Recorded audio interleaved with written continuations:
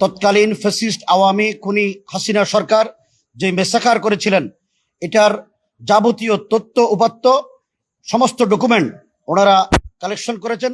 আন্তর্জাতিক অপরাধ ট্রাইব্যুনালে হেফাজতুল ইসলাম বাংলাদেশের পক্ষ থেকে আমরা অভিযোগ করেছি, মামলা দায়ের করেছি। এই মামলা অন্তর্বর্তীকালীন সরকারের আমলে করা হয়েছে। দীর্ঘ সময় এই মামলার তদন্ত কার্যক্রম পরিচালনা করে আসছেন প্রসিকিউশন।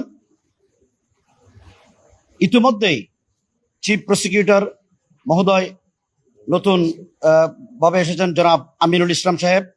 উনি আসার পরে হেফাজতুল ইসলামের মামলার অগ্রগতি এবং কার্যক্রম খুব দ্রুত গতিতে এগিয়ে যাচ্ছেন।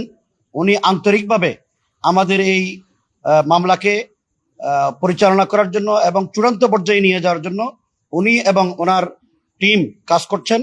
আজকে ওনার সাথে আমরা সাক্ষাৎ করতে এসেছি, আমাদের মামলার অগ্রগতি বিষয়ে জানতে এসেছি।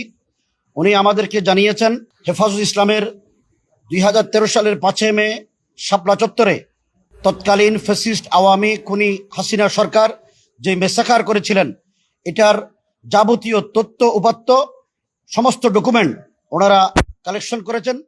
আগামী 7 জুন এটার চূড়ান্ত প্রতিবেদন আদালতে ওনারা দাখিল করবেন। আমরা আশা করছি নতুন এই চিফ প্রসিকিউটর সাহেব উনি যেভাবে মামলাকে সামনে নিয়ে যাওয়ার জন্য একটা চূড়ান্ত পর্যায়ে বিচারের মুখোমুখি বিচারে নিয়ে আসার জন্য ওনার আন্তরিকতা আমরা লক্ষ্য করেছি। আমরা বর্তমান সরকার ক্ষমতায় আসার পরে হেফাজতুল ইসলামের এই মামলাকে অগ্রাধিকার ভিত্তিতে চূড়ান্ত রায় ঘোষণার জন্য যেভাবে কাজ করছেন, আমরা সরকারকেও ধন্যবাদ জানাই এবং প্রসিকিউটরকে ধন্যবাদ জানাই।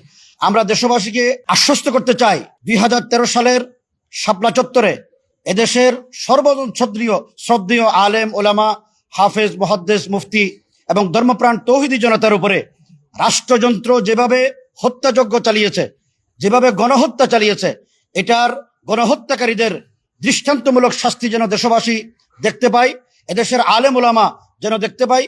এই গণহত্যার দৃষ্টান্তমূলক শাস্তির মাধ্যমে আগামী দিনে যেন কোনো ফ্যাসিস্ট আলেম ওলামাদের সাথে, দেশের নাগরিকদের সাথে এইরকম অন্যায়, অবিচার, অত্যাচার যেন জুলুম না করে,